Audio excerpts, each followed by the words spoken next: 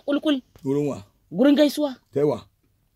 Ni ban san da yake ba zan gane amma ya shiga gaisuwa ta ta'aziyya ce je. Ya je ta Alibaba baki sai shiru. Ya je ta mahaifin Abba wanda ya tsaya takarar gwamna ina yanzu nasa.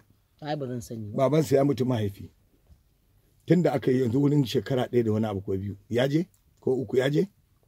Ya je gaisuwar baban Garzali Obasanjo? Ya je? Wanda masoyansa ne kamar su mutu a lokacin da. Ya je gaisuwar mahaifiyata? A lokacin kafin lokacin ya je irin su. Ya je gaisuwar mutane na kirki manya wanda suka bar duniyan nan. Ya zo gaisuwar mai ta masule? Yan masanin Kano? Ya je?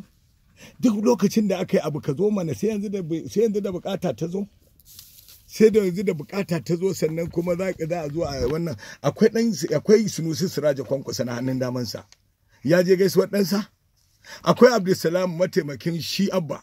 Ɗansa ya mutu babba. Abdulsalam ban taɓa ganin inda yake kuka ba irin mutuwar yara. Ya ce bai taɓa ganin masifa irin wannan rabuwarsu da wannan yara. Ku kun je masa ne ku? Gwamna Ganduje ran da ya mutu rannan Ganduje ya je. Ni ma rannan na je. Ganduje daga tafiya yake ko gida bai je bai za mai gidan Abdulsalam. Ga Abdulsalam din. Shi ya je shekarar yaron yanzu wurin 2 da mutuwa ko 1 da rabi. Ya je? Amma da ya ce an hana shi zuwa Kano ne Salamatu ba zai zo ba. Amma yanzu hana shi an ɗauke mai rashin zuwa Kano ne yanzu ya zo da ƙuri'a ta zo kuma ana neman abubuwan da zaɓe? Kaka kai da ka zo neman zaɓe ka shigo Kano don neman ƙuri'a.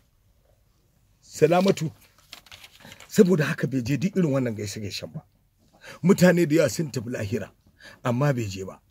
Lokacin da Isiyaka Rabi ya rasu ya kai daraja ko me yake yanke zo gaisuwa Isiyaka Rabi. Ya je Salamatu.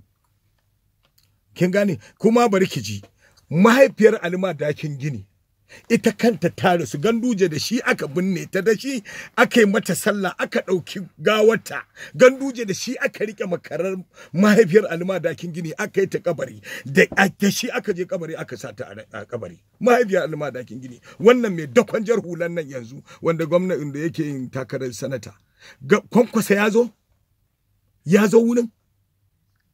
Ai na gaya miki wasu abubuwa na Kwankwaso in ke Ibro dubi inda Ibro ba da kansa a kansa ya zo gaisuwa Ibro Ganduje haka ya kutsa cikin wannan dajin dan lasan baka shige je musu gaisuwa ya san ma me halin da iyalan Ibro suke ciki ya san makarantar su da abincin su da auren su ya sani duk irin yanda Ibro ya tattallansa ya sani wannan shine jagoran da zaka saki jiki ka bi wannan yanzu baka shi ya fara